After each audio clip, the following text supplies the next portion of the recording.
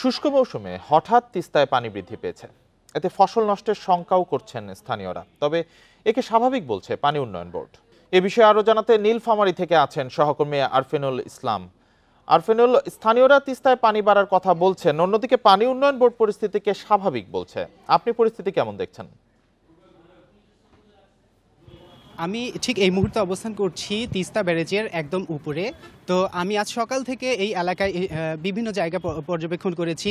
আমি কথা বলছি স্থানীয় কৃষকদের সাথে, কথা বলেছি পানি উন্নয়ন বোর্ডের সাথে, এবং 2 দিন ব্যাপী তিস্তা বাঁচাও আন্দোলনের ব্যানারে যে কর্মসূচি হাতে নেওয়া হয়েছে আগামীকাল দুপুর 2টায় বিএনপির মহাসচিব মির্জা ফখরুল ইসলাম আলমগীর এটার উদ্বোধন করবেন। যা তো এখন এই জায়গায় গতকাল সন্ধ্যার পর হঠাৎ করে তিস্তার পানি কিছুটা বৃদ্ধি পেয়েছিল, স্বাভাবিকের চেয়ে একটু বেশি গতিতে পানি আসছিল, যে কারণে জনমনে ব্যাপক সংশয় দেখা দিয়েছিল। বিএনপির নেতাকর্মীরা বলছিল যে তাদের এই কর্মসূচিকে কেন্দ্র করে ভারত থেকে অতিরিক্ত পানি ছাড়া হচ্ছে। অন্যদিকে কৃষকরা ব্যাপক সংশয়ের মধ্যে পড়েছিল। তারা ভাবছিল যে বর্ষাকালে ভাঙনের কবলে পড়তে হয় এবং এই শুষ্ক মৌসুমে যখন তিস্তার চরে বিভিন্ন রকম ফসল ফলে তখন তারা একটু স্বস্তির নিঃশ্বাস ফেলে, একটু ভালোভাবে বেঁচে থাকার চেষ্টা করে।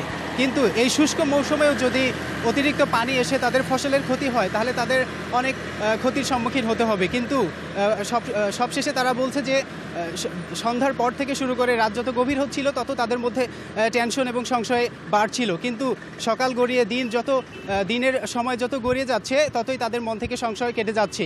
তার মানে হচ্ছে এখানে স্বাভাবিক যে পানির সীমা রয়েছে সেটা হলো 52.15 ডিগ্রি সেলসিয়াস, কিন্তু বর্তমানে এই স্বাভাবিক সীমারেখার অনেক নিচ দিয়ে পানি প্রবাহিত হচ্ছে, যে কারণে জনমনে এখন কোনো রকম সংশয় বা অস্বস্তি আর বিরাজ করছে না। আমরা দেখতে পাচ্ছি যে বিএনপি নেতাকর্মী সহ বিভিন্ন রাজনৈতিক, সামাজিক এবং সাংস্কৃতিক সংগঠনের নেতৃবৃন্দ তিস্তা বাঁচাও আন্দোলনের ব্যানারে ব্যাপক প্রস্তুতি নিচ্ছে এবং বিভিন্ন জায়গা থেকে মানুষজন বিভিন্নভাবে তাদের এই কর্মসূচিটাকে বাস্তবায়নের জন্য চেষ্টা করছে।